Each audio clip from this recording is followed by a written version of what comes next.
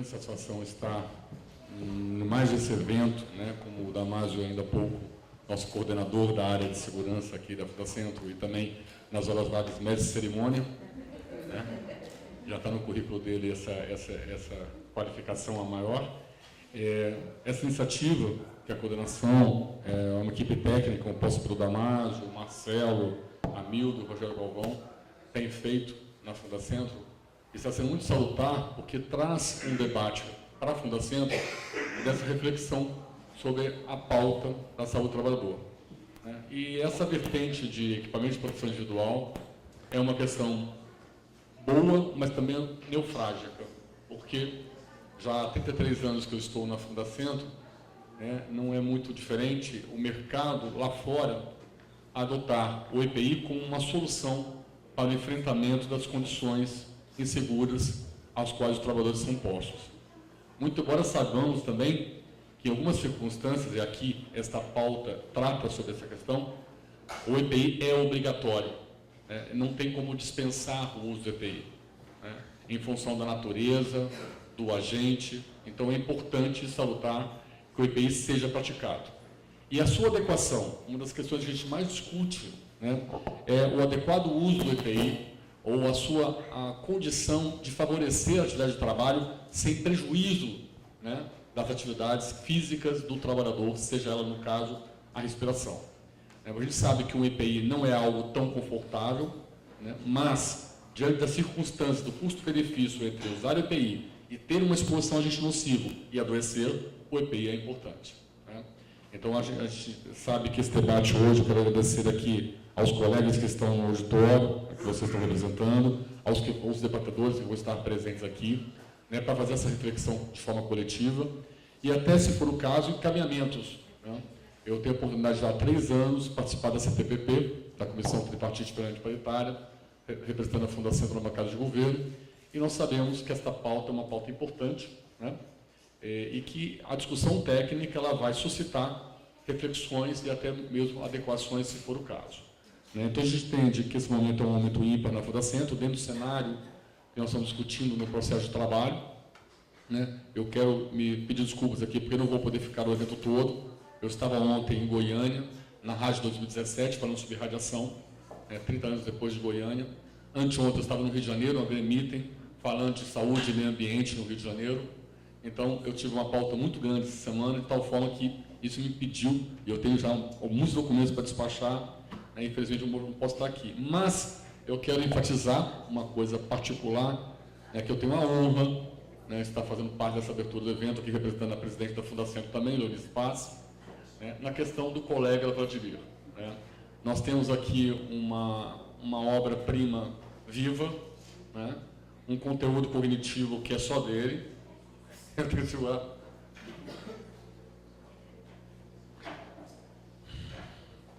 Nós começamos a trabalhar juntos aqui no Fundacentro.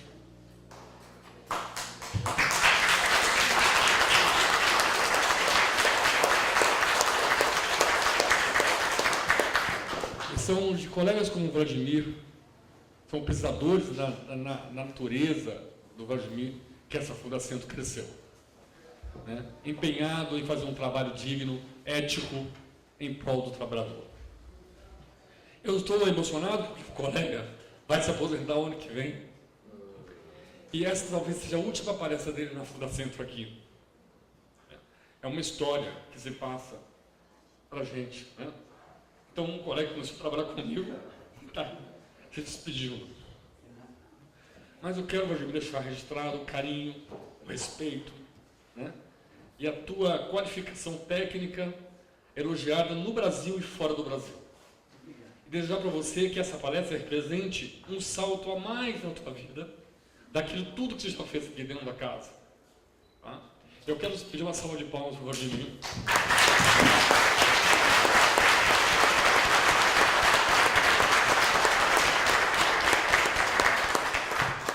E é isso, amigo. Deixar vocês que vocês terão uma excelente palestra, porque todas as palestras do Vladimir foram abrilhantadas com o conhecimento particular que ele tem em prol do trabalhador.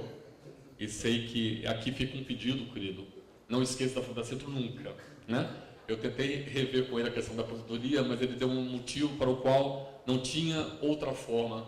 Ele quer acompanhar a neta dele, né? Então, duas netas. Então é um direito pacto, um direito de Deus, né? E ele tem esse direito, né? O Vladimir renasceu há pouco tempo, para quem sabe, né? Mas Deus manteve ele aqui com a gente com muito carinho e ele tem esse direito de viver com os entes queridos dele também, né? E vamos usufruir, né, dessa palestra. E a Fundação continua, né? Ele tem mais cabelo branco do que eu, então significa que quando eu tiver os cabelos que ele tem, talvez eu esteja no futuro também me aposentando, né? Mas por enquanto eu fico aqui. Gente, muito obrigado, um bom evento para todos vocês, tá? Bom, pessoal, muito obrigado por tudo. Quero dar um bom dia a todos vocês, agradecer quem estava presente aqui, agradecer o Robson, tá certo, Robson, pelas colocações nossas aqui, meu chefe, o Damásio, direto aqui, pelos contatos, pela... A experiência profissional não é de uma pessoa, é de todo mundo junto, tá? Então, essa questão de falar que a gente cresceu na Fundacentro é pelo apoio dos colegas. Então, eu não sei se eu cresci na Fundacentro, talvez até diminui, que você vai ficando velho, parece que vai encolher, não sei, né? Mas enfim, não consegui, para as falhas que a gente tem desde o começo, falar muito rápido, coisas que a gente tentava coordenar, mas não consegui. Tento falar mais ou menos calmo, mas nem sempre sai muito bem dessa forma. Tá? Então, a fala minha aqui, antes de iniciar essa minha fala do ciclo aqui, para não perder um pouquinho o foco, Robson, eu quero agradecer mais uma vez, reiterar a questão do Damásio. E, Tereza, não é só você, mas tem pessoas que, com curtas palavras que falaram aqui para mim dentro da Fundacentro, desse imediato, de coração, que deixa assim, uma reflexão. A Tereza me fez refletir uma coisa aqui. Não sei se você lembra, Tereza, após um evento que teve aqui na Fundacentro, assim, na hora do almoço, a gente nunca teve muita aproximação de contato, a área de trabalho, enfim. Eu fui passar na recepção e ela virou para mim e falou assim: eu tenho muita honra de trabalhar do teu lado. Eu tenho honra de trabalhar do teu lado também e de todos os colegas aqui. Para lembrar sobre essa situação, colega da almoxarifado, chama Vando. Um dia, sem mais sem menos, ele chegou para mim e falou assim: eu amo você. Eu até assustei, né? Ele falou sobre a sua dignidade, postura, enfim. Jogou um monte de confete. Não vejo que foi confete, foi coisa de coração. Outra pessoa também, totalmente diferente, é o Ismael, para quem está aqui dentro da Fundação sabe quem é. Que fez uma declaração assim, de coração. Pessoal que trabalha na expedição nossa aqui. Enfim, vocês, Robson, que me deixou um pouquinho emocionado para falar. Estirei um pouquinho isso aqui, tá? Todos. Obrigado. Bom, o enfoque aqui, vou pegar mais um pouquinho de água. Respira. O Robson falou de questão de renascer aqui, né? Não só palavras deles, palavra do médico. Eu tive um problema aí de um dia para o outro, uma coisa meio assustadora. Enfim, me deu um belo susto, não só para mim, para a família e os colegas. Então, fazendo um outro link de saber, de sentir assim, o carinho das pessoas. Da Fundacentro, eu diria até do Brasil, dos colegas que a gente conhece, e até a repercussão fora, por causa do trabalho que a gente acaba fazendo, contatos, enfim. Então, isso é uma coisa muito gratificante, tá? E isso faz a gente renascer para a vida, viu? Muito obrigado por tudo. Então, aqui vamos discutir um pouquinho sobre a eficácia do equipamento de proteção respiratória. Tá? Tentar começar a passar meus slides, porque senão eu vou ficar falando e não vou passar o tempo aqui. E tem um controle de tempo aqui que está sendo programado. Para elencar aqui a minha fala, até para não sair muito fora do conteúdo, eu fiz uma sequência aqui dos tópicos que eu vou estar apresentando. Então, falar um pouquinho sobre a legislação do uso do EPI. Começar um pouquinho falando algumas ideias do uso do EPI, que reflete isso na nossa legislação brasileira. CLT e normas regulamentadoras. Depois falar um pouco sobre o que é o fator de proteção atribuído dos respiradores. Nós temos os respiradores disponíveis no Brasil, que são os mesmos que existem praticamente mundialmente falando, tá? E diversas qualidades, colocando nisso. Mas, enfim, a gente está falando de equipamento de proteção individual, são equipamentos que são aprovados pelo Ministério do Trabalho, que tem o seu certificado de aprovação. Então, tem qualidade. Eu passo por parte desse princípio. Tem qualidade. Tá? E esses equipamentos, então, falando de respirador especificamente, se diferem qual é o nível de proteção que ele vai oferecer para o trabalhador. Então, no ambiente de trabalho, claro. Então, é isso aqui, fator de proteção atribuído dos respiradores. Depois, eu vou fazer um exemplo, um exercício praticamente aqui, como que o programa de proteção respiratória fala que você escolhe o respirador, como usar o respirador. E, por último, consequência da omissão de uso. O que essa omissão de uso vai refletir? Você indica o respirador para o trabalhador, seleciona o respirador, e por motivos que fogem um pouquinho do aspecto, eu diria até da segurança do trabalho, ou talvez um pouco da responsabilidade em si, da questão da gestão do sistema de segurança da própria empresa, simplesmente entrega o equipamento, cumpriu a legislação, a pessoa assinou que está recebendo o equipamento para utilização, mas por motivos de desconforto, querer conversar, qualquer outra coisa, tira o respirador, falando bem simples, tira o respirador no seu ambiente de trabalho. Então, que consequência traz isso se a pessoa omite o uso? A palavra é essa, omissão de uso. Então, seriam esses 4 tópicos que eu estou apresentando aqui. O primeiro tópico é falar sobre a seção 4 da CLT, que foi incluído nesse capítulo 5, em 1977, mas falar sobre o artigo 166 da CLT, que ele fala que o equipamento de proteção individual tem que ser disponibilizado gratuitamente, porém, né, em perfeito estado, gratuitamente e adequado ao risco de exposição que essa pessoa está. Ok? Porém, isso na CLT, sempre que as medidas de ordem geral não ofereçam completa proteção. Então, ele é um paliativo, ele é uma coisa que você adota algumas medidas de controle, mas você está complementando, como a fala do nosso diretor aqui colocou muito claro, tá certo? É um mal necessário, estou fazendo a minha inferência aqui na fala dele, um mal necessário. Tem um determinado momento que você precisa usar o equipamento para complementar as medidas. Isso não é a legislação brasileira que está na CLT, é uma coisa muito mais ampla, passa pelas legislações mundiais, Organização Internacional do Trabalho, enfim, no mundo. É dessa forma que se fala a questão do uso do equipamento de segurança. Aí mais um item, que é o artigo 67. Se nós estamos falando de EPI, que está no artigo da CLT, o que é o EPI? Como eu já tinha comentado, é um equipamento que precisa ter aprovação do Ministério do Trabalho. E nesse artigo 67 aqui, fala posto à venda ou utilizado. O artigo da CLT, o 67. Só que a atualização nossa é diária. Hoje a resposta imediata das coisas é assim instantâneo. Tá? Que está sendo passado aqui. Todo dia aparece alguma coisa nova em termos de legislação de segurança e saúde do trabalho. A internet, estou querendo falar isso, a internet é uma coisa muito instantânea. Eu estou falando de um artigo que já passou por uma interpretação e já foi sair uma nota técnica e já saiu ainda mais uma regulamentação. Falando algumas, eu não sei se a palavra é muito clara, como eu não sou legislador, falar regulamentação talvez a palavra não seja muito exata. Tá? Mas alterou, fez algumas mudanças. Então, veja bem, esse princípio aqui, posto à venda e utilizado, o CA tem uma validade estipulada pelo Ministério do Trabalho.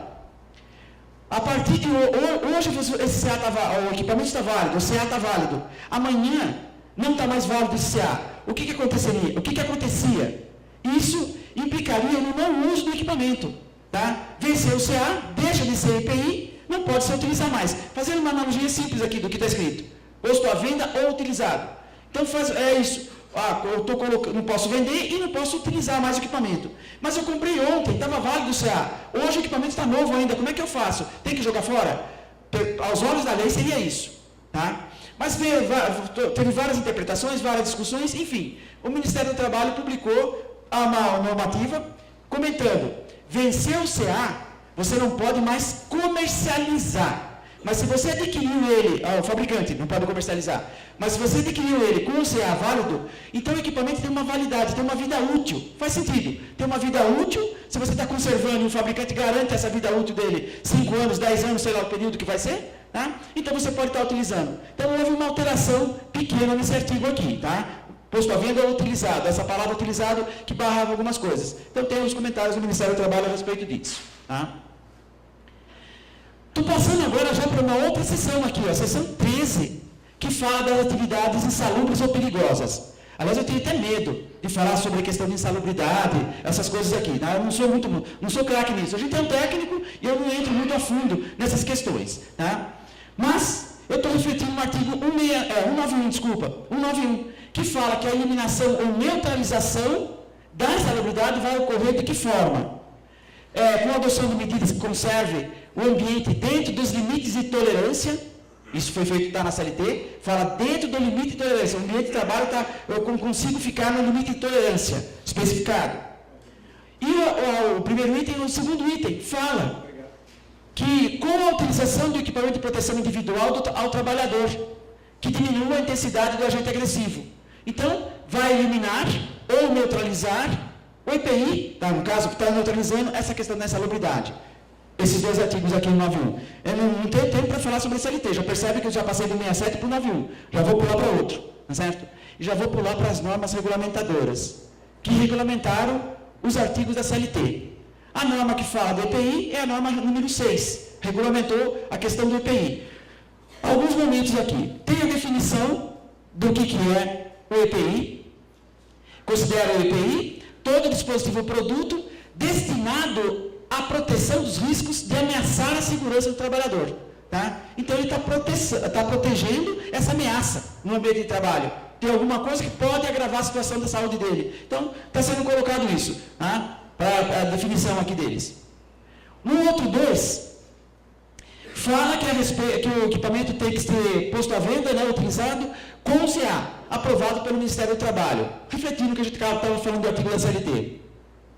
E que a empresa é obrigada a fornecer também gratuitamente o EPI adequado ao risco. É o artigo 66 da CLT que está sendo falado aqui. Tá? Só que ele foca, sempre que as medidas de ordem geral não ofereçam completa proteção, enquanto as medidas de proteção coletiva estiverem sendo implantadas e para atender a situação de emergência. Nesses casos que são indicado a situação do EPI. Como eu já falei, você já tem proteção coletiva, você está colocando uma coisa a mais para garantir a proteção do trabalhador, para que não ultrapasse o limite de exposição. Ou seja, que nunca, na minha concepção aqui, nunca chegue no limite de exposição. Isso que eu estou comentando. Não é bem o que está escrito lá no artigo, mas que nunca vai chegar no limite de exposição. Tá? PPRA. Não vou discutir NR9, mas falar sobre a medida de controle.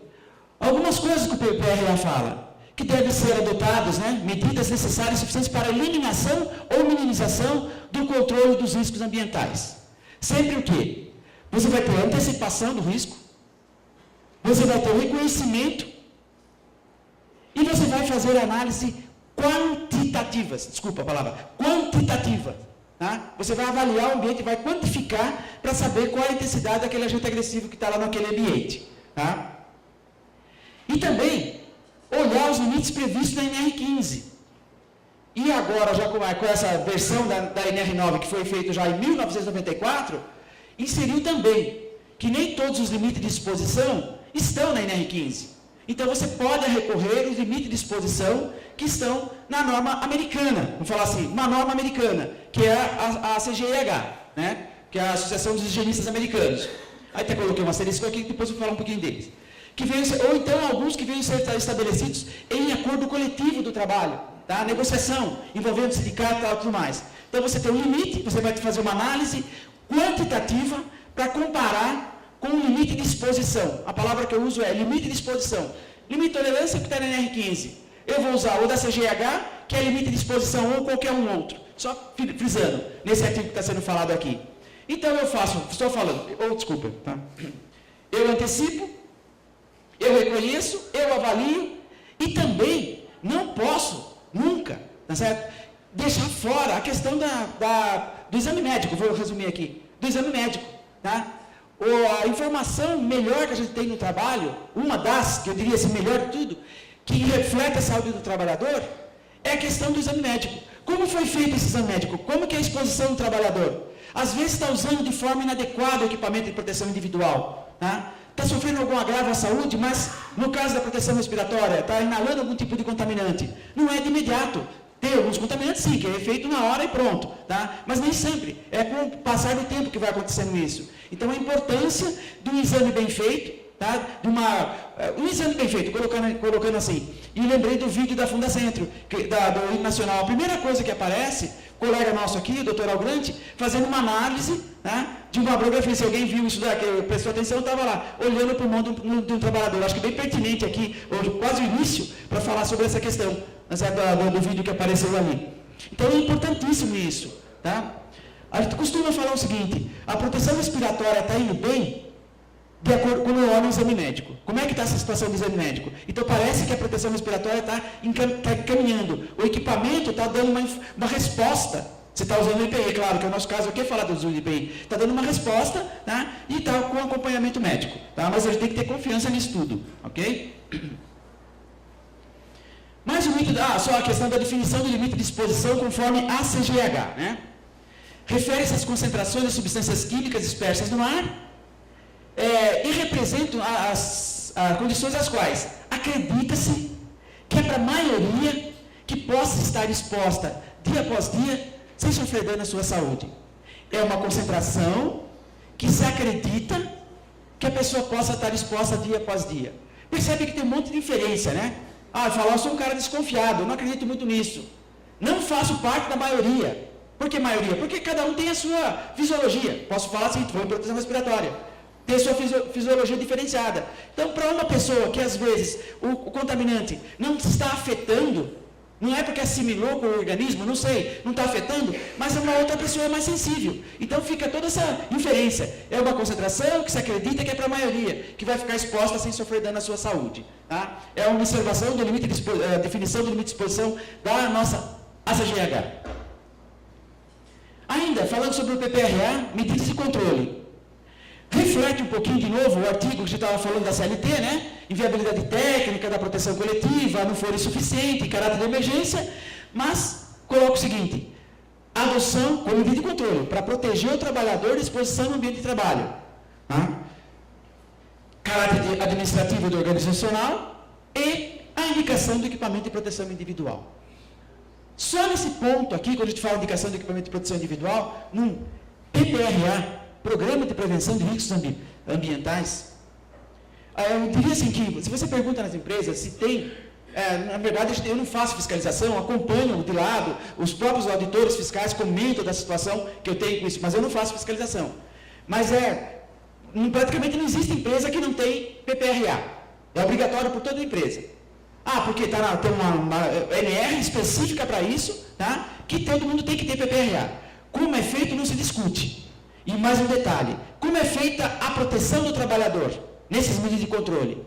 Muitos PPRAs, não estou falando geral, estou generalizando, também um pouquinho, pode se agravar um pouco isso, até porque está gravando essa informação que eu estou falando aqui. Mas a grande maioria dos PPRAs no Brasil, qual a medida de controle? Usar EPI. Qual a medida de controle para a proteção contra os agentes agressivos, substâncias químicas? Usar máscara. Se você tem poeira, use máscara para poeira. Se você tem gás e vapor, use máscara para gás e vapor. E fica nisso. Não se fortalece muita coisa a mais. Tá? O PPRA é um instrumento maravilhoso quando a gente está falando em relação ao programa de proteção respiratória. Se você tem um PPRA responsável, muito bem feito, você tem quase tudo do programa de proteção respiratória pronto. Eu diria isso. Quase tudo. Falta muito pouca coisa.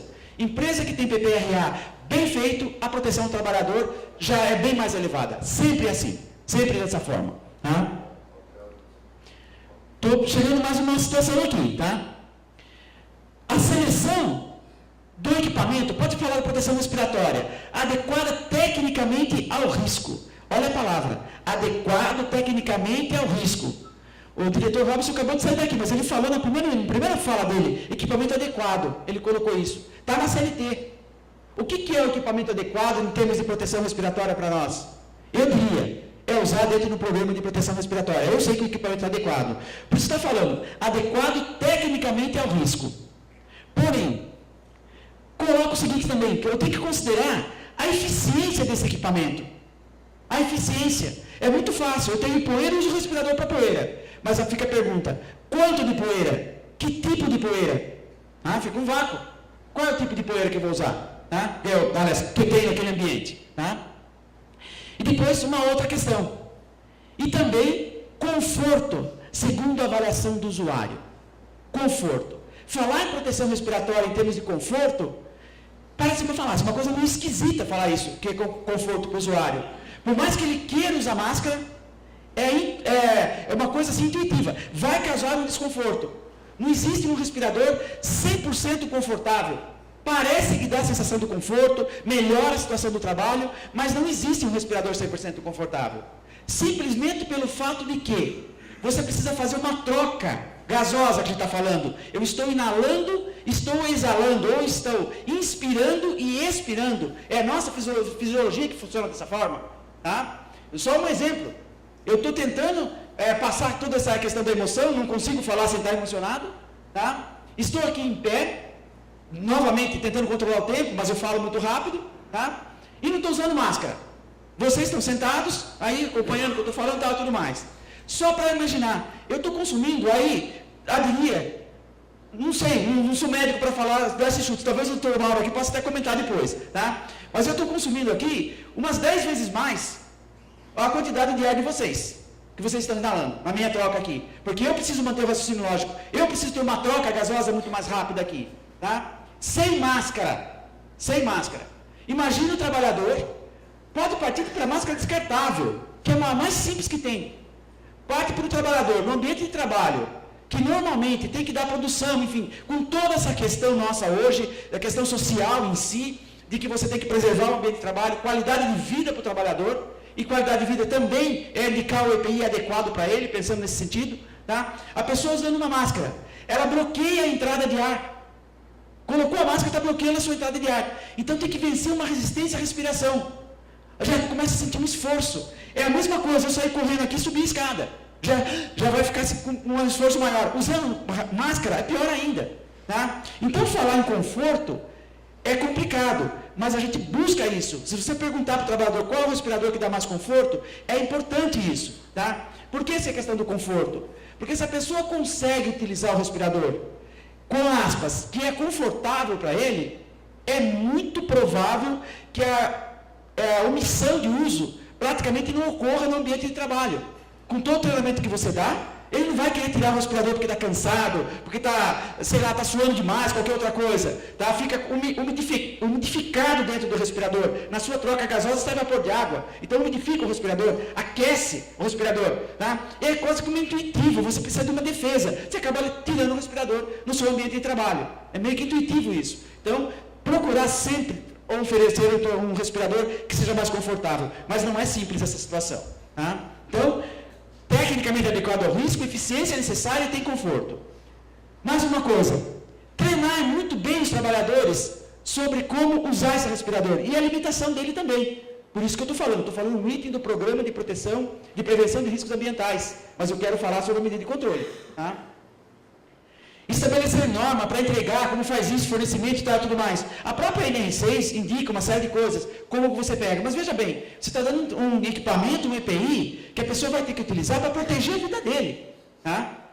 A gente ministra aulas aí, e eu diria assim, a gente está praticamente no século 22. Mais precisamente, ontem à noite. Uma pessoa chegou para mim, estava fazendo curso, um engenheiro, e mostrou que eles tiveram um engenheiro não de segurança, engenheiro responsável pela área de produção da empresa. E ele mostrou para mim o seguinte, que chegou uma fiscalização e comentou que, na verdade, já passou para multar, vamos falar assim, já deu uma notificação para ele, tá? Resumindo a fala aqui. E a empresa assustada, chegou lá, o pessoal da área de segurança, falando que tinha que comprar um programa de proteção respiratória. Não sei como que foi essa história, tem que comprar um programa de proteção respiratória. Recente isso, tá?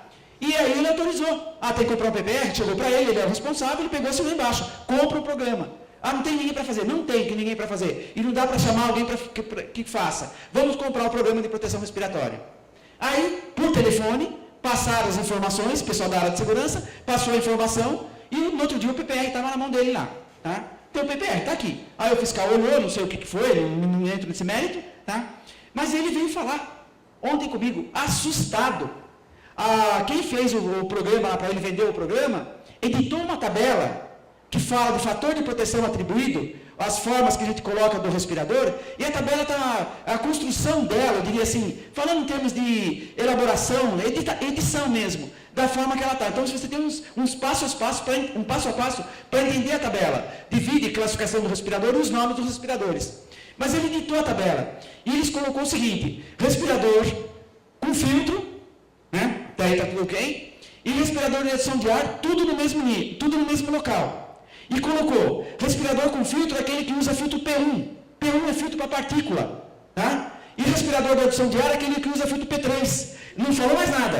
Filtro P3 também é para partícula. Então, o engenheiro que está participando do curso agora, está conhecendo essa informação de proteção respiratória, ficou estarrecido. Ele falou, poxa, eu não tenho que demitir, mandar embora, vai falar assim, né? Um funcionário, tem que mandar a equipe do SESB inteira. Eu falo assim, e agora você está fazendo, eu estou pedindo para olhar o PPRA. Eu estou assustado, que PPRA que a empresa tem. Vocês imaginam, eu estou falando ontem isso, tá? A análise crítica que está aparecendo, nesse sentido, tá? Por que será? Não seguiu todas as recomendações que estão no programa de proteção respiratória. Passou batido alguma coisa? Que treinamento que ele recebeu sobre o uso correto? Então, veja bem, a conta é essa. Era 6 horas, transformado em minuto, a peça facial inteira, omitiu 30, faz a continha e você vai ter isso aqui, tá? 10, desculpe, acabei apertando o botão errado aqui. 10.8, tá? A peça que tem fator de proteção igual a 100, omite o uso meia hora, cai o fator dela, fator efetivo. Tem que proteger 100 vezes no ambiente de trabalho. 100 vezes. Mas porque ele está omitindo meia hora, esse fator de proteção fica inócua. Porque ele recebe 100% da dose, da concentração que está no ambiente. Tá? Então reduziu a concentração, diminuiu a proteção da máscara. Ficou inócuo praticamente essa proteção dessa máscara aqui. Tá? A peça facial inteira, fator de proteção igual a 100, tá? Após 30 minutos de omissão de uso, o trabalhador deixou de emitir, tá? É só a finalização. Ficou com 10.8. Tá? Que eficácia que tem esse respirador para ele? Nenhuma. Tá? Eu estou dando um exemplo ali. Mas ele pode adquirir uma doença ocupacional, sim. E, aliás, essa situação aparece no dia a dia. Eu estou colocando gás amônia, mas e para poeira? E para poeira? Máscara descartável, o fator de proteção dela não é 100, é 10, para uma PFF2, por exemplo. Mas se você tira a máscara, não usa corretamente, tá? Qual é essa questão? A omissão do uso. O respirador que protege, fazendo com todas as nossas ponderações, é aquele que o trabalhador consegue utilizar durante todo o tempo que está na área contaminada. Não pode ter a omissão do uso desse tipo de respirador. Tá? Até uma musiquinha, ok? Tá? Essa é a minha fala para vocês. Para a gente estar à disposição do debate aqui. Ok? Tá? Muito obrigado pela atenção, obrigado por tudo aqui e pelas emoções também, tá? Obrigado. E ainda bem que eu estou fazendo revisão. Faz 90 dias que passei lá por essa situação de saúde aí, comecei a fazer a revisão. Não terminei todos, mas está tudo ótimo por enquanto. Obrigado.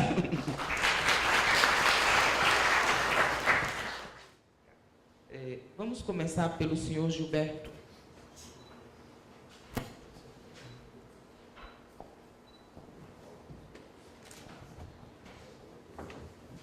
Bom dia a todos, bom dia a todas.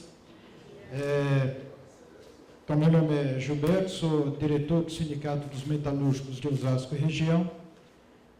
Além disso, a gente participa da direção do DIESAT. O DIESAT é um departamento intersindical de estudos e pesquisas na área de saúde do trabalhador, que tem lá todas as centrais sindicais que agregam a composição da direção do DIESAT.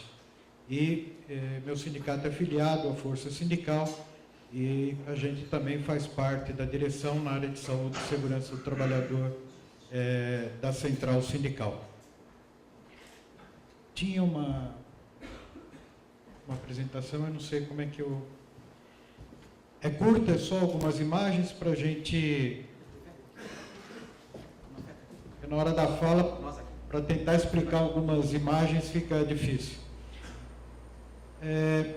Eu queria começar dizendo que a gente vai fazer aqui uma fala mais política, mais qual é a posição do movimento sindical, qual é a posição dos trabalhadores, com referência à questão da proteção respiratória. A gente inicia praticamente essa discussão na década de 70. Tínhamos lá vários problemas de saúde do trabalhador. O Estado praticamente não dava nenhum tipo de proteção quanto à saúde do trabalhador. Você não tinha fiscalização, você não tinha diagnóstico, você não tinha um programa de saúde adequado naquele momento. E principalmente a Previdência Social não... se quiser já colocar a próxima. E o Estado, então, Previdência Social, Sistema Único de Saúde, que não existia, então você não tinha nenhum tipo de proteção. E nós tínhamos várias doenças que eram negadas pela Previdência Social. E o movimento sindical, no final da década de 70, em 1978, inicia e faz a primeira SENSAT, Semana de Saúde do Trabalhador.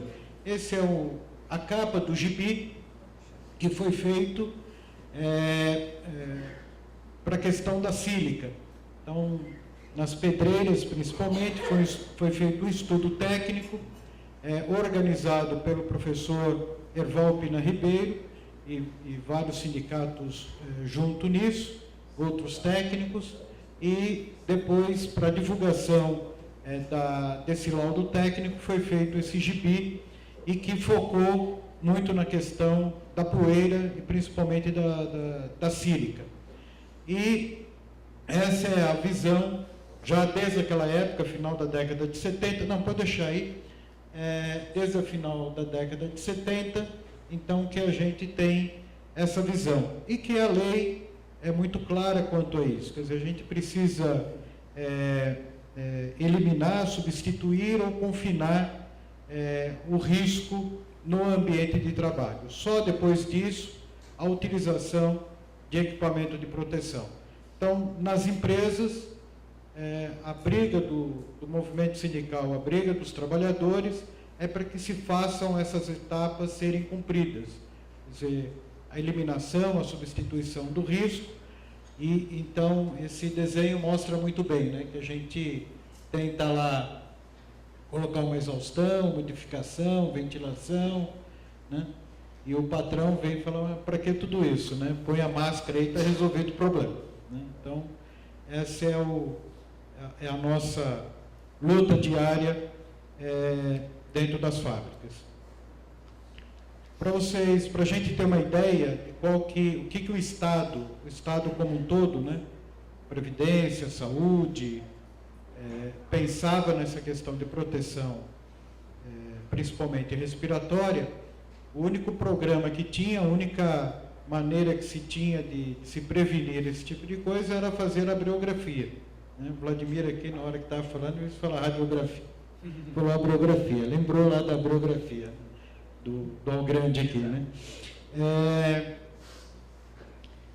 A gente só tinha então as pessoas iam lá, tiravam uma biografia para levar para a empresa como um exame que estava apto ao trabalho, né? Então, houve uma luta muito intensa do movimento sindical. O Clemente, que está aqui, foi um precursor dessa luta para a eliminação das abriografias, porque isso não identificava a aptidão para o trabalho. Então, uma luta intensa para se acabar com isso e se fazer exames adequados para que as pessoas pudessem ter uma proteção maior no ambiente de trabalho. Na década de 90, aí se quiser já passar então, a gente teve uma luta, um pouco antes dessa legislação de proteção respiratória, a gente teve uma discussão com as máscaras 3Ms, aquelas máscaras descartáveis, porque ela tinha um CA, um certificado de aprovação, para proteger contra o amianto, a sílica e o cádmio. E nós tivemos lá nos Estados Unidos, fisicamente quem esteve lá foi o Clemente, e o sindicato questionou, na época, a NIOSH, a pedido do Ministério do Trabalho, que tinha confiscado essas máscaras na Ford e na Lonaflex. A Ford era uma fundição que tinha em Osasco, ela já fechou, e que tinha muita sílica e que utilizava essas máscaras descartáveis 3M. E também na Lonaflex, que era uma empresa que mudou para Caxias do Sul, que faz lonas de freio e trabalha com amianto, né? Ou trabalhava na época. E a concentração era grande e usava esse tipo de máscara. Foi levado para NIOSH para fazer os testes e lá eles se negaram a testar as máscaras porque diziam que os americanos usavam aquele tipo de máscara para cortar grama e não para esse tipo de utilização. Então, se negaram a testar. Nós fizemos uma discussão aqui no Brasil. O ministro do Trabalho na época era o Walter Barelli, que então, e a Fundacentro aqui na época, corpo técnico, cancelou então o CA e aí se proibiu esse tipo de máscara. Mas na época, esse comunicado da 3M, que diz que os respiradores descartáveis eram aprovados aqui pela Fundacentro, era utilizado em várias partes do mundo, que a empresa era consciente de sua grande responsabilidade social na área de proteção, que já tinham treinado mais de 200 mil trabalhadores em todo o Brasil para utilizar de forma adequada e que a Fundacentro, em outras palavras, que a Fundacentro não tinha capacidade na época de fazer os testes adequados, porque até os equipamentos lá da 3M eram melhores aqui da Fundacentro. Então, essa era a alegação, fizeram esse comunicado oficial à imprensa, mas fizeram também a defesa com uma liminar de continuar utilizando a máscara, né, máscara 3M. Logo em seguida, em 94, a gente fez um acordo, para a eliminação, que aí é uma das questões muito claras que está na legislação. A gente tem que substituir o risco, né, substituir o produto que causa o risco, eliminar ou confinar ele. O amianto é uma questão muito clássica que dá para substituir esse produto da produção. É fácil você retirar ele da produção. No setor automotivo, era muito mais tranquilo fazer isso, porque naquele momento a indústria automobilística já utilizava produtos com amianto e produtos sem amianto. O produto sem amianto ia para exportação, ia principalmente para a Europa, os carros que continham aquela proteção no motor, né? Eu esqueci o nome a junta de motor com amianto e as pastilhas de freio e embreagem com a base de amianto. Então, esses produtos não eram utilizados nos carros que eram exportados. E nos carros utilizados aqui no Brasil, então, se usavam os equipamentos com amianto, por ser mais barato, né? E as indústrias de autopeça, no caso a Lonaflex, que ficava lá em Osasco, ela era obrigada a manter duas linhas de produção. Uma linha com amianto e uma linha sem amianto, né? Uma linha para atender a exportação e uma linha para atender aqui o mercado interno. Isso era mais custoso para a empresa. Então, para o próprio setor automobilístico, aqui no Brasil, eliminar o amianto era até mais tranquilo. E foi feito um acordo entre as centrais sindicais e esse setor automobilístico, a Anfávia e o setor de autopeças, né? que está aqui, que colocava aí, e eliminando, num prazo de 5 anos, acabar com toda a utilização de amianto no setor automobilístico. E nessas discussões que foram feitas, aí na última página desse acordo, mais uma, o Ministério do Trabalho, que na época era o ministro Pimentel, ele se nega a assinar o acordo. Então diz, olha, Eu não... Foi construído aqui dentro da Fundacentro. A Fundacentro participou e a Fundacentro assina aí o acordo, né? A Fundacentro é uma das participantes do acordo, né? A parte técnica aí ajudou a construir esse acordo e, no final, o Ministério do Trabalho, no caso, o ministro Pimentel, se nega a assinar o acordo que substitui o amianto no setor automobilístico. Não era acabar com o amianto, banir o amianto no Brasil, mas no setor automobilístico, uma parte do setor metalúrgico. E mesmo assim foi negado aí pelo ministro do Trabalho. Nós continuamos uma luta pelo banimento do amianto e agora, recentemente, isso então data de 94, e só agora, em 2017, depois de muita luta, no dia 24 de agosto, é que o Supremo entendeu como o uso controlado do amianto uma lei inconstitucional, porque ela fere o direito à saúde dos trabalhadores e como a Constituição diz que sempre, e a OIT também tem isso como uma convenção, de que sempre que um produto possa ser substituído, ele deve ser substituído e no caso, então essa luta só judicial, só lá no Supremo demorou 21 anos para a gente conquistar o direito de substituição de um produto que essa norma aqui diz que tem que ser feita, né? Então, eu acho que essa é a última, tem mais algumas coisas aqui, mas como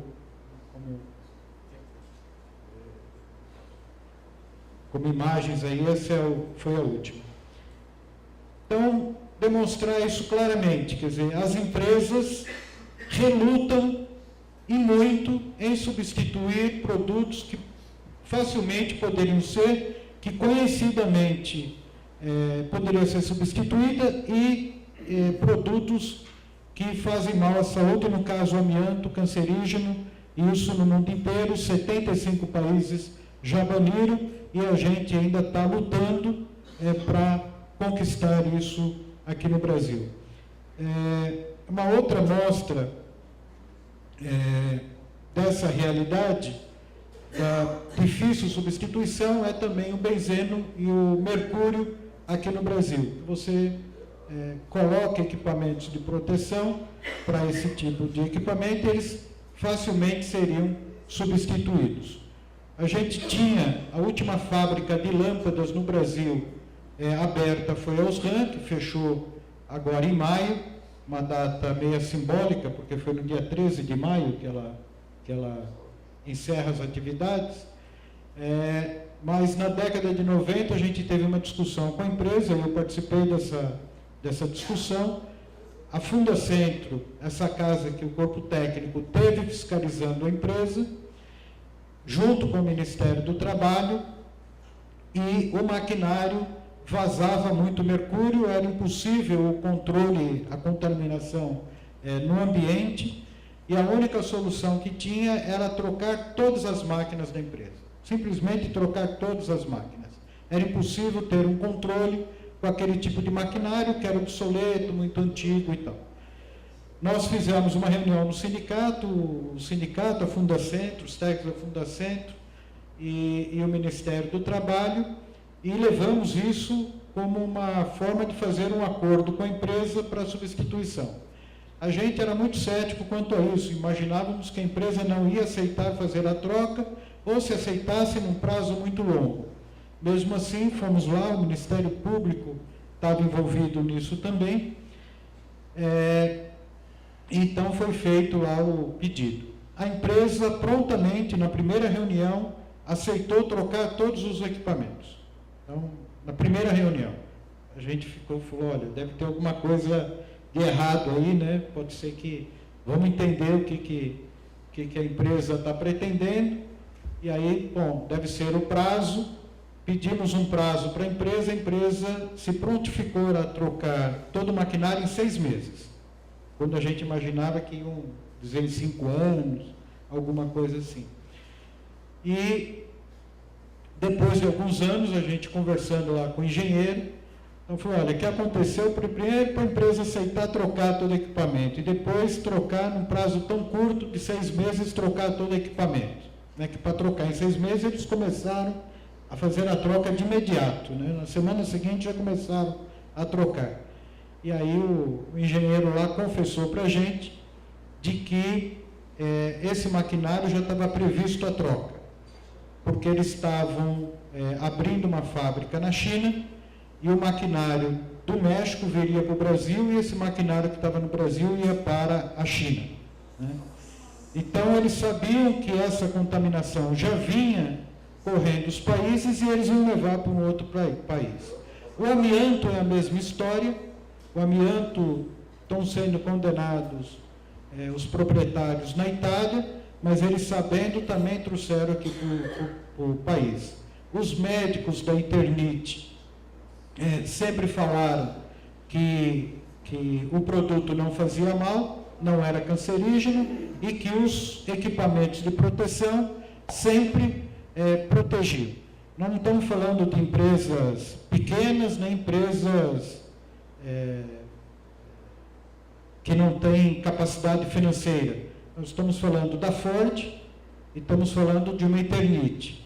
São empresas multinacionais, grandes, com condições tecnológicas, condições financeiras, e eles sempre disseram que aqueles produtos não faziam mal e que aqueles equipamentos tinham condições de proteger o trabalhador de forma eficaz e que não precisava fazer mudanças no ambiente de trabalho. E isso protegido pelos médicos das empresas que sempre nos disseram essas questões. Por último, eu queria levantar essa questão de proteção respiratória, que é a questão da nanotecnologia, que tem sido muito estudado aqui na Fundacentro pela doutora Arline, que além de ser uma técnica aqui da Fundacentro, uma participante lá do DIESAT, lá como um tipo de uma consultora do Conselho Científico, né, do DIESAT. E ela vem estudando muito isso. E que nos preocupa muito é de que há nanopartículas e que muitos dos equipamentos não conseguiriam filtrar partículas tão pequenas, nanopartículas. Existem alguns estudos ainda fora do Brasil que equiparam o nanotubo de carbono a uma fibra de amianto. E ela é tão fina que praticamente nenhum tipo de filtro conseguiria segurar esse tipo de fibra por ser uma nanopartícula. Né? E se esse filtro conseguisse segurar, provavelmente seguraria também o ar todo, né? o oxigênio. Então, e algumas nanopartículas, elas poderiam ser absorvidas pelo corpo humano, não só pela respiração, mas pela pele, pelos poros, por outras formas de contaminação, que isso dificultaria bastante aí a proteção dos trabalhadores.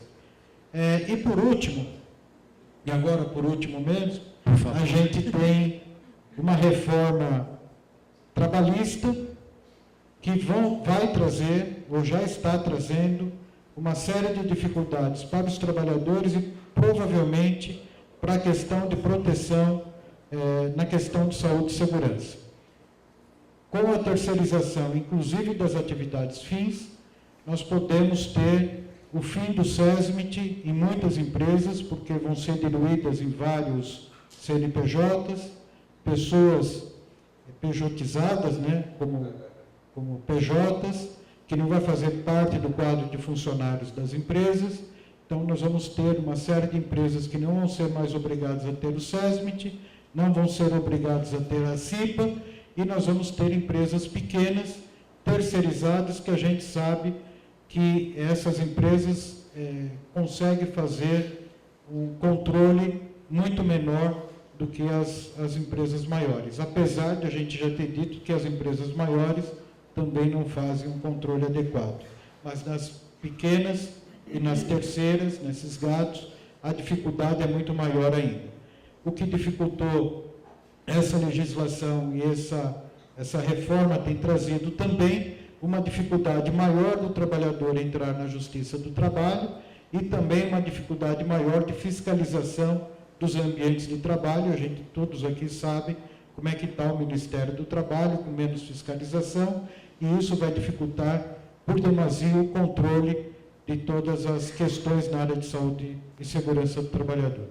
Desculpa aí se eu demorei, queria agradecer a Fundacentro aí por ter nos convidado e parabenizar pelas ações que a Fundacentro tem feito nesses últimos tempos, aqui a direção e o corpo técnico. Eu fazia tempo que eu não vim aqui, eu fiquei contente de ver agora a acessibilidade aqui no palco, né? Porque em algum tempo atrás aí não tinha esse tipo de acessibilidade. Então, parabéns aí a todos, obrigado, desculpe pela demora.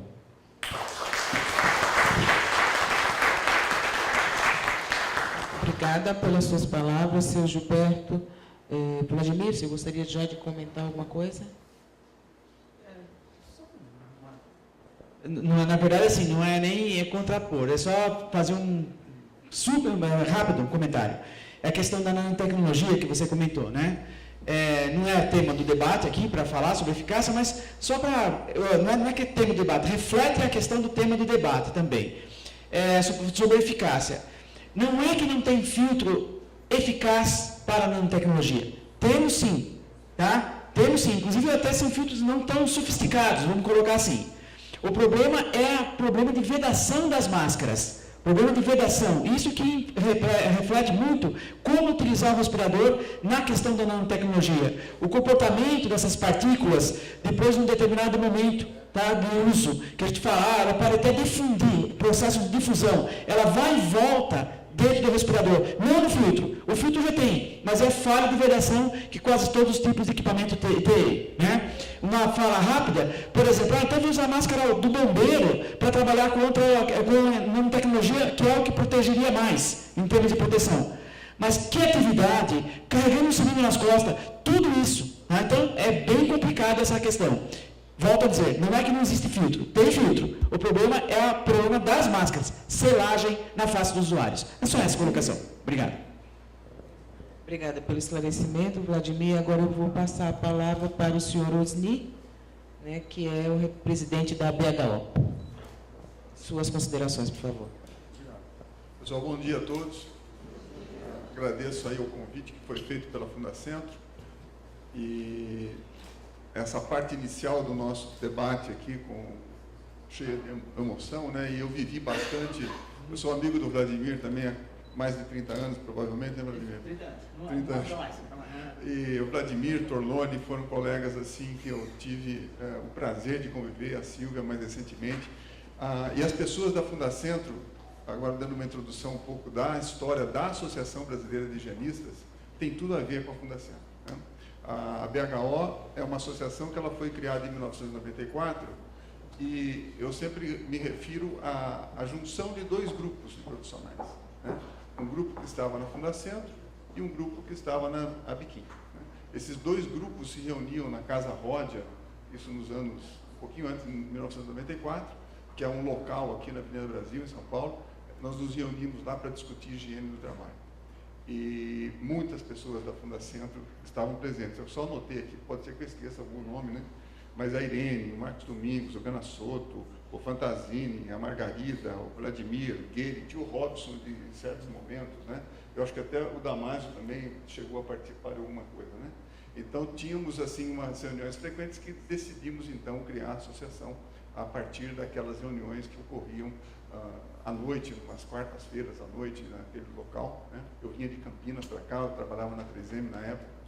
E era até curioso, porque depois quando a associação foi criada e a primeira presidente foi a Irene e toda a diretoria, a maior parte da diretoria, ou pelo menos duas ou três pessoas da diretoria eram da Fundacentro. E logo em seguida eu fui presidente também, logo depois da Irene. Muita gente pensava que eu trabalhava na Fundacentro e tantas vezes eu frequentava esse local, né? E tinha tantos amigos aqui, conheço muitas pessoas e realmente, eu digo pessoalmente, e a BHO, né, tem muito a ver com a Fundacentro e com o trabalho que aqui é realizado. Agora, falando um pouquinho do tema de proteção respiratória, que também é um tema que para mim foi, como eu disse no início, né, eu, Vladimir Torloni, estive sempre envolvido através do CB32, o Sidneu, que eu vi aí, né, o Sidneu, quem mais, o Munhoz está aí também? Cadê o Munhoz? Eu não vi o Munhoz ainda. Não está aí? Acho que não. Tá. Eu entendi que ele está aí. Então, outras pessoas que participaram ativamente do comitê, né? E aquilo era um aprendizado. Eu lembro, vou repetir aqui uma palavra do Torloni, depois de 15 anos de discussões naquele grupo. O Torloni falou para mim assim: Osni, quanto mais a gente estuda, mais a gente percebe que não sabe nada, né? E para mim, o Torloni já tinha mais de 80 anos de idade e tinha tantos anos de estudos, né? Como é que uma pessoa como ele falava isso? Então, o que eu deveria dizer, né? Que era bem mais jovem que ele. E essa é a verdade, né? Você citou agora a nanotecnologia. É um novo desafio, obviamente, para a produção respiratória, mas lembre-se que o respirador filtra gases, que é muito menor que a nanotecnologia, que o produto da nanotecnologia, né? Os gases são moléculas, eles são infinitamente menores do que uma partícula, uma nanopartícula, e o respirador serve para isso, né? Então, obviamente que é uma tecnologia nova, desconhecida, né, ou pouco conhecida, vamos dizer, que requer estudos e desenvolvimentos para que a gente dê, né? Mas um ponto que eu queria destacar aqui é o seguinte: os dogmas da higiene ocupacional são antecipação, reconhecimento, avaliação e controle. Então, num sistema de gestão, o que se espera, gestão de saúde ocupacional, saúde e segurança do trabalhador, é que a primeira coisa que se discuta, né, ou entre as duas primeiras, primeiro eu vou falar da antecipação, ou seja, a empresa está preparada para mudanças. As mudanças em processos, as mudanças em operações acontecem no dia a dia da empresa. Não tem nenhuma empresa que não promova algum tipo de mudança no seu dia a dia. E a empresa está preparada para tratar disso sob o aspecto da saúde do trabalhador, da segurança do trabalhador? Existem ferramentas hoje, como gestão de mudanças, que está na OSAS, né, como uma iniciativa necessária. Raramente você vai ver no PPRA como descrito ali como que a empresa trata esse assunto. De um produto novo, um produto químico novo que chega, de uma alteração que alguém promove no processo, né? E às vezes até o trabalhador, pelo sistema hoje de produção, ele é incentivado a melhorar o processo. E essa melhoria, como eu dizia antes, pode ser uma pioria, pode ser uma melhoria em termos de qualidade, em termos de efetividade de produção, mas pode ser uma pioria para o trabalhador, né? Então, esse é o primeiro ponto. O segundo é reconhecimento, né? Até quanto isso está bem explícito, de como que se faz o reconhecimento de todas as atividades de risco, todos os riscos que existem, né? Em seguida, a avaliação, o controle. Quando se fala em controle, então, um controle que todos, assim, é muito comum as pessoas acharem, esse é o tipo de controle ideal, que é o sistema de exaustão, ou ventilação exaustora, ou ventilação geral. Esse sistema, muitas vezes, falha, ele é mal projetado, ele é mal mantido. Eu me lembro isso antes ainda da época que eu conheci o Torloni, vocês todos, eu trabalhei na CETESB, antes de trabalhar na 3M, e eu me lembro que sistema de controle de poluição do ar era aquela coisa que eu ia visitar, e na época eu fazia fiscalização, que eu tinha certeza que não estava funcionando. Raramente estava funcionando. E quando estava funcionando mal e porcamente. E não tem muitos requisitos legais, ou seja, não tem muitos cuidados que se tomam quanto a isso. A propósito, nós estamos agora com uma proposta de trazer um curso de ventilação da CGH para o próximo ano, em agosto, durante o nosso congresso, provavelmente, um curso que é de 40 horas, que trata desse assunto, porque pouca gente conhece esse assunto, pouca gente tem experiência, pouca gente tem conhecimento nessa área. A gente conta nos dedos as pessoas que conhecem o sistema de ventilação. E muitas vezes a saúde do trabalhador está baseada nisso. E aí tem o respirador nesse contexto geral. E quando o trabalhador fica doente, todo mundo aponta para o respirador, como se ele fosse o único culpado das falhas múltiplas que aconteceram no sistema de gestão. O respirador, como foi dito aqui, ele não está aí para eliminar o risco e nem é ele quem traz o risco para o ambiente de trabalho. Quem trouxe o risco foi a presença do amianto, que deveria ter sido, se a gente não pensa que, se é só agora que o amianto está sendo legalmente banido no Brasil, o higienista, desde os princípios, ele bania o amianto. Não politicamente. Quando você chega, se você é um bom higienista ocupacional, e na tua empresa usa amianto, a primeira coisa que você tem que fazer é buscar alternativa. Buscar um produto diferente que possa mudar, que é a base da higiene, que é a substituição do produto. E a gente está falando aqui do amianto, mas tem centenas ou milhares de produtos perigosos aos quais os trabalhadores estão expostos no dia a dia. A sílica, que é muito comum, sílica cristalina. É um produto muito comum e ele é perigoso, é tão perigoso quanto o amianto. Né? Os antracenos e fenantrenos e todos os policíclicos aromáticos que são presentes em várias operações, formaldeído, que está em muitas atividades que você tem cura de resinas, vai jogar formaldeído no ambiente de trabalho. O formaldeído é cancerígeno. O benzeno, que foi dito, e são produtos muito difíceis de serem banidos. Né? Não podemos cair no risco que foi feito no passado, que baniu o benzeno através de um decreto, esquecendo que o benzeno está na gasolina, que o benzeno está no petróleo, que o benzeno estava, na época, na produção de álcool, na indústria siderúrgica. Ou seja, como que uma canetada vai proibir a produção de todos esses produtos? Em pouco tempo, você acha que resolve esse tipo de coisa? Né? Então, nós temos que tratar esse tema de uma forma abrangente. E o respirador está dentro desse contexto. E o respirador, ele deve estar dentro do contexto do programa de proteção respiratória. Né? Então, dentro do programa de proteção respiratória, nós acreditamos que o respirador pode ser eficaz, se todos os cuidados que estão ali, né? E ali também no programa, no próprio documento da Fundacentro, remete a esses cuidados anteriores que eu falei. Né? Então, dentro desse contexto, eu prefiro não tratar o respirador como o único ponto no programa de controle, no PPRA, ou no sistema complexo de gestão da saúde e segurança do trabalhador. Mas ele é um ponto que pode funcionar, e o Vladimir deu uma ideia aqui, né, rapidamente, de como pode funcionar, e nós temos experiências, muitas experiências, tratando desse assunto.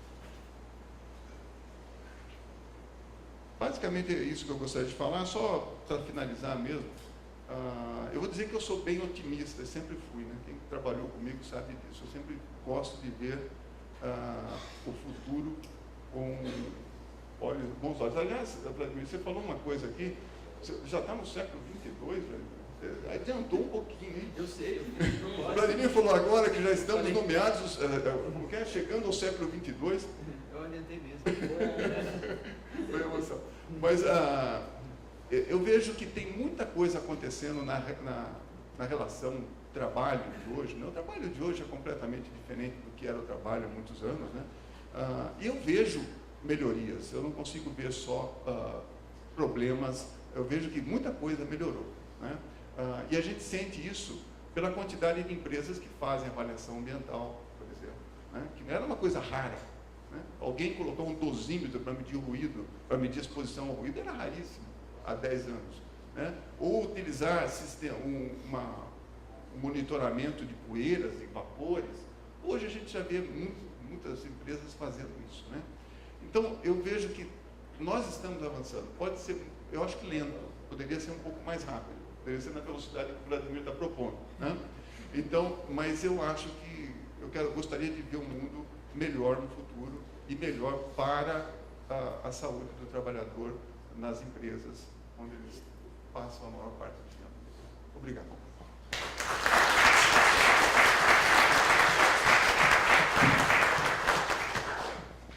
Senhor Osni, muito obrigada pelas suas palavras. Vladimir, você gostaria já de comentar?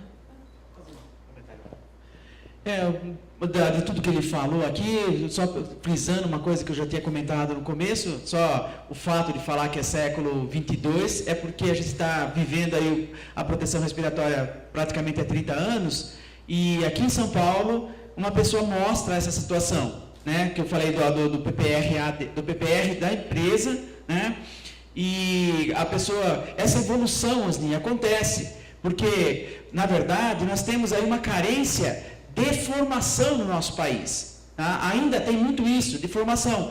Tem vários cursos com qualidade questionável, que eu não entro no mérito disso, tá? Quem sou eu para falar essa análise, tá? Mas está aumentando. Então, o fato da pessoa ir para uma escola ou pegar um curso em AD, alguma coisa, ela tem contato com a informação. Precisa ver como que ela vai aplicar isso. Né? E eu percebo, pelo nível de consultas que eu recebo na Fundacentro, essa questão. São coisas elevadas. Eu tenho um colega aqui conhecido que faz perguntas assim bem profundas a respeito de uma situação que a gente não podia estar imaginando, né, em relação à questão da exposição dos trabalhadores.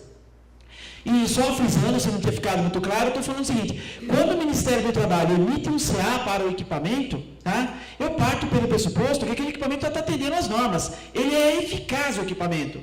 Eu passei por uma outra fase, eu falei na fase de uso, tá, dentro do programa de proteção respiratória. Pegando o que o Osni comentou aqui, sobre essa questão do programa. Se ele está bem implementado, o programa, você vai ter a proteção para o trabalhador. Eu não sei se ele vai estar 100% eficaz, mas que você vai dar a proteção para o trabalhador, sim.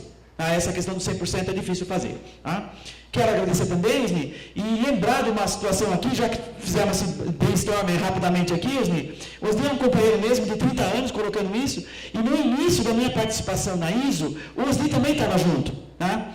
E eu lembro de uma frase que ele falou, já que eu falei em educação, conversando, a gente estava viajando junto e acaba falando de proteção respiratória. Tinha tanta coisa para fazer, vamos discutir proteção respiratória. E aí eu peguei e falei para ele, por que ele não fazia um mestrado? Começamos a conversar com ele lá. E ele começou a se interessar, começou a perguntar. E um dia ele falou para mim, se é verdade eu não sei, você foi responsável por entrar no mestrado e fazer o meu mestrado aí. Ele é engenheiro, né? E fez o mestrado em engenharia de Minas também. Tá, Osni? Não lembro disso, muito obrigado pela consideração. Era essa a colocação, muito obrigado.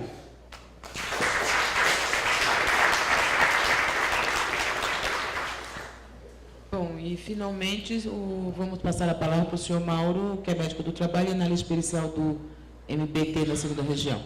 Por favor.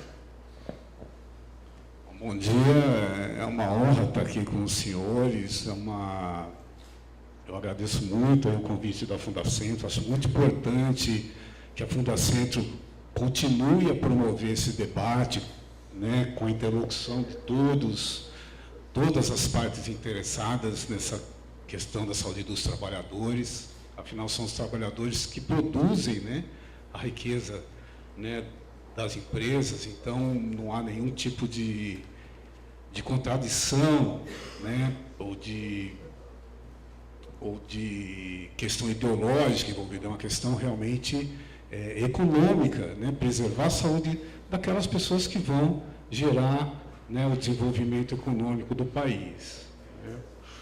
Né. E antes de mais nada, dizer que eu sou analista pericial do Ministério Público do Trabalho, que sou médico do trabalho do Tribunal Regional do Trabalho, da segunda região, e estou aqui falando em meu nome, não represento essas instituições. Isso é muito importante estar falando. Estou falando aqui em nome dos meus cabelos brancos, né, que eu acho que o Vladimir poderia trabalhar numa EPI que prevenisse esse tipo de ocorrência, de exposição. Eu me lembro de um bancário que uma vez atribuiu os cabelos brancos que ele tinha à exposição à luz fluorescente, né, e veio lá, né, e há quanto tempo o senhor trabalha exposto a essas luzes?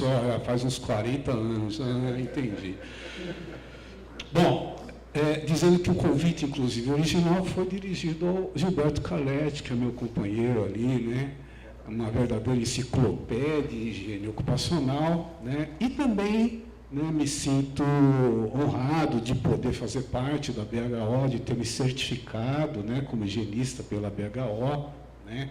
Através da BHO eu comecei também a entender um pouquinho a história, né, da evolução da medicina do trabalho, né, a época heróica, né, inicial, inclusive em plena ditadura militar, é isso? Né? Inclusive o ministro foi aqui homenageado. Então tem toda uma história que eu acho importante a gente resgatar e observar que temos sim, né, no Brasil e no mundo, evoluído nessa questão de proteção de saúde do trabalhador, mas ainda temos muitos senões, muitas questões, não só de natureza técnica, mas de natureza política, né, empresarial e governamental, que ainda, né, deixa muito a desejar nesse campo, né? Antes de mais nada, falar sobre equipamento de proteção individual, eu acho importante a gente dizer e trazer dois conceitos que eu acho importante. Um é o de eficiência. Um equipamento de proteção individual, ele pode, como espera-se que seja, até por todo o mecanismo de aprovação do Ministério do Trabalho, por todos os requisitos que as empresas fabricantes têm para estarem colocando e disponibilizando esses equipamentos, então eles são eficientes. Ser eficiente é uma coisa, ser eficiente é funcionar bem, e ser eficaz é atingir o resultado que se espera dele. Tá? Então, o que a gente nota é que os EPIs, eles podem ser eficientes, mas eles deixam muito a desejar quando para atingir os resultados que se espera do uso desses equipamentos. Até porque existe toda uma hierarquia que a própria NR9 prevê,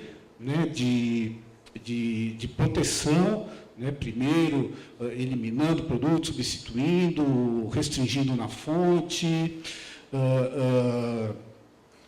ou diminuindo a exposição, né, e o EPI acaba sendo o último recurso mesmo, né, e nem sempre é assim, acaba havendo uma inversão desse ordenamento, né, que a própria NR9 prevê. Então, a eficácia do EPI ela acaba sendo comprometida por uma série de fatores, né? O Vladimir colocou muito bem essa questão da perda de eficácia pelo tempo de não uso, né? Então, o protetor que não se usa não funciona, então a discussão acaba por aí, né? É uma questão, então, de política mesmo, né? de implementação, de uso desse equipamento dentro desse contexto, independente da sua qualidade, né? E aí passa realmente por um processo, né, de fiscalização e até de eventual responsabilização das empresas ou do não funcionamento desse SPI, quando ele resulta em danos à saúde dos trabalhadores. Responsabilização em todos os níveis, seja em nível indenizatório, pecuniário, individual, tributário, judicial, civil, penal, criminal, etc.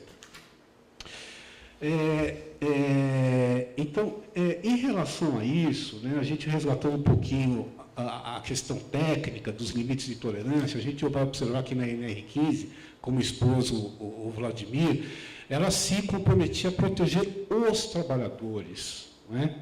E aí surge uma pergunta: são todos os trabalhadores? Naquela época, a CGH já era bem mais modesta nesse aspecto. Ela dizia que iria se proteger os limites de tolerância a maioria dos trabalhadores, e não todos. E aí a gente pergunta, mas que maioria que é essa? Né? E revendo aí a literatura, tentando se aprofundar um pouquinho mais, já nessa época o NIOSH já trazia alguns estudos estatísticos de que essa maioria poderia ser uma probabilidade de que 95%, né, com índice de confiança de 95%, pudesse proteger 95% desses trabalhadores, ou seja, mesmo assim eu teria alguns trabalhadores que dentro disso não seriam afetados.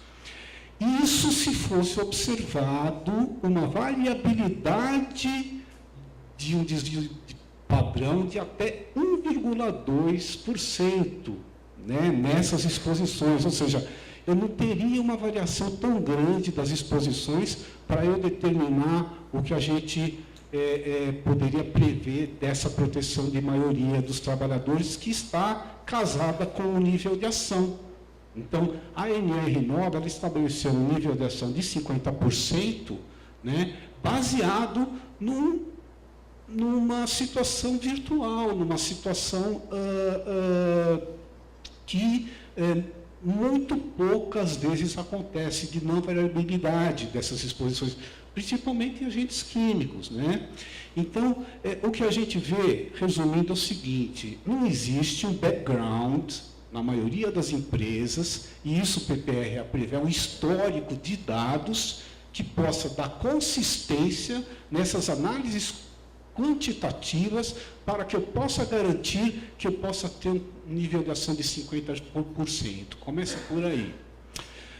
O PPRA, por sua vez, ele traz um item lá que as empresas e os técnicos têm usado muito, que é o seguinte: eu faço uma medição, ela me dá abaixo do nível de ação, então eu não preciso fazer mais controle médico, não preciso mais usar equipamento de proteção individual e não preciso fazer mais o monitoramento, porque agora eu estou, vamos dizer, isento de riscos. Então, a gente sabe que isso não corresponde muito bem à realidade. Então, eu quero dizer que a nossa legislação, embora tenha avançado de maneira substancial, e eu sou fã de carteirinha, né, das nossas normas regulamentadoras, elas precisam, sim, avançar no sentido de se adequarem à prática, né? Ou, como se diz, né, à gramática, né? Porque a teoria é uma coisa e a prática é outra. E o que a gente vê na prática, não só eu, né, mas o próprio INSS, é que os trabalhadores estão adoecendo, sim, né, historicamente. E quanto mais se avança no sentido agora, o NETEP, né, na identificação, né, dessas doenças, né, a gente percebe isso.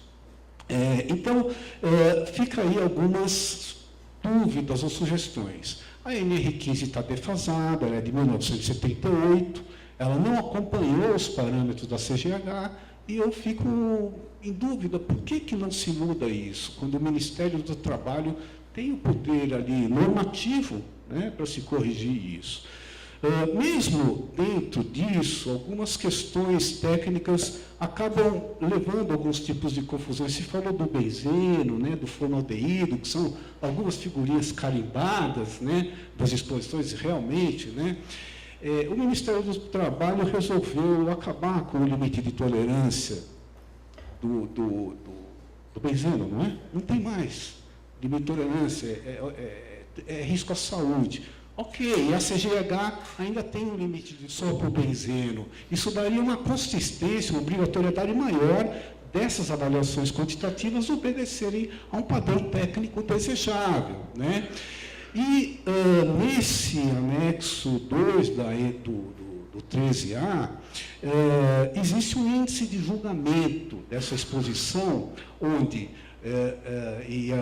esse índice de julgamento é um índice de risco, né? É a concentração obtida sobre o limite de concentração, né, que se tem, né? Isso é para qualquer índice de risco, e aqui a gente vê que no numerador, ao invés da concentração obtida, se usa o limite de confiança superior. Legal, eu tenho uma margem baseada no tratamento estatístico um pouquinho maior. Eu vou pegar, né, o limite superior de confiança que eu tenho da maior amostragem. Mas no denominador, para nossa surpresa, aparece o quê? Né, para eu chegar nesse índice de julgamento, o limite de concentração. Ora, se eu não tenho limite de concentração, o que eu uso aqui? É o 1 ppm do BRP? Então, aí o meu índice de concentração vai lá para baixo, eu estou pior do que da CGH. Então, a gente tem aí, eu acho que algumas discussões a serem implementadas, algumas discussões a serem aprofundadas, né, junto com todos os interlocutores, né, para que se avance, né, mais no sentido de se dar fazer uma legislação mais alinhada com o próprio estágio de desenvolvimento, né, tecnológico e de conhecimento, e que possa ajudar melhor aí todos, principalmente os órgãos de fiscalização, né, os órgãos que vão julgar né, algum tipo de demanda, né, nesse sentido, e para os próprios técnicos terem aí um balizador. Então, nós temos problemas, sim, de ordem técnica, evoluir, temos problemas, e são esses principalmente de ordem política, né? Voltando aí à questão do formaldeído, né? Eu não sei se vocês sabem como é que é a dinâmica de um hospital, né, mexendo num centro cirúrgico, onde eu preciso retirar uma peça anatômica e colocar aquilo lá dentro do formaldeído. Como é que eu vou usar máscara, né, nessa situação? Como é que eu vou adequar um problema lá de ventilação que possa dar conta disso? Então, são realidades particulares, realidades complexas, que precisam aí estar sendo também objeto de uma discussão, de evolução, para proteger os trabalhadores. Em relação, então, finalizando, né, em relação aí ao evento, né, eu que pude conhecer o Maurício Storlone, né, o nosso saudoso professor Maurício Storlone, né, e ter o prazer de ter convivido, né, com o Vladimir na BHO, né, fico, né, finalizando muito honrado, né, eu tenho meu livro de cabeceira, eu fiquei pensando, bom, o que eu vou debater, né, com o professor Vladimir, né, venho apenas acrescentar, colocar algumas ponderações que a gente pode achar aplicável, mas é isso que eu tinha que dizer, né, e estamos aí à disposição, né, para qualquer dúvida, né, e muito obrigado.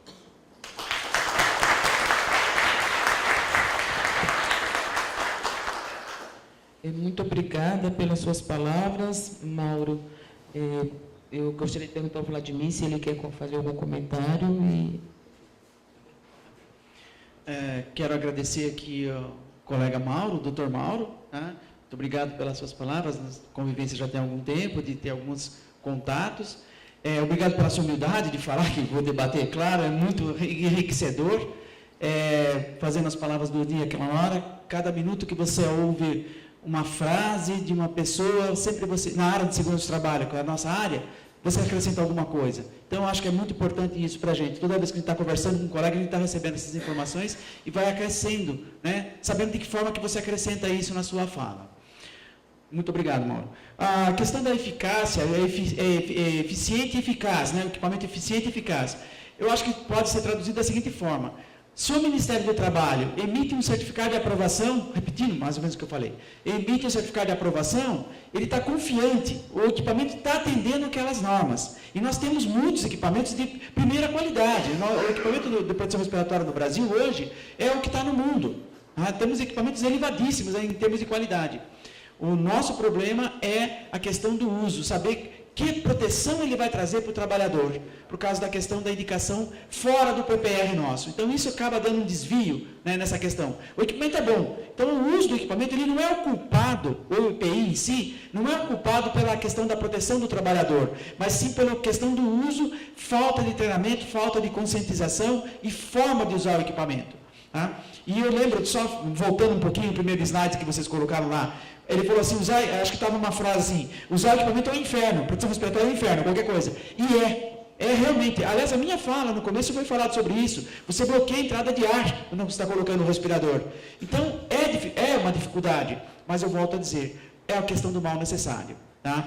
Você está pegando o equipamento que está aprovado para usar, mas se você não usar corretamente, fica inócuo. Eu acho que é sempre essa a reflexão que a gente está fazendo aqui em relação à questão do equipamento de proteção individual. Nós temos a nossa legislação é rica, riquíssima para falar assim. Tá? O problema é a aplicação e também interpretar da forma correta, tá? O que está sendo dado, porque normalmente você pega um viés lá para sair fora daquilo que está sendo falado. Eu acho que com os pés no chão e com o conhecimento do que está sendo falado. E isso é importante, porque a medida de controle do EPI não é Brasil, é mundial, é um mal necessário, precisa ter um adendo para minimizar a exposição dos trabalhadores. Tá? E, novamente, quero refletir isso. Se usa bastante EPI no Brasil, mas por que os trabalhadores estão ficando doentes? Tá? É o que ele falou aqui. É crescente a incidência de acidente do trabalho, de doenças ocupacionais. Tá? Nunca minimiza, nunca acaba. Cada vez mais tecnologia chegando, tá? Mas a questão da doença do trabalhador continua. Sempre uma preocupação a mais. A evolução tecnológica. Acabou de falar o nosso amigo Gilberto. O problema mais aqui que apareceu, a nanotecnologia, evolução tecnológica, mas está a questão da nanotecnologia. Como que nós vamos estar tentando buscar uma eficácia na proteção para essa saúde desses trabalhadores? Tá? Então, essa é a minha fala aqui. Quero agradecer.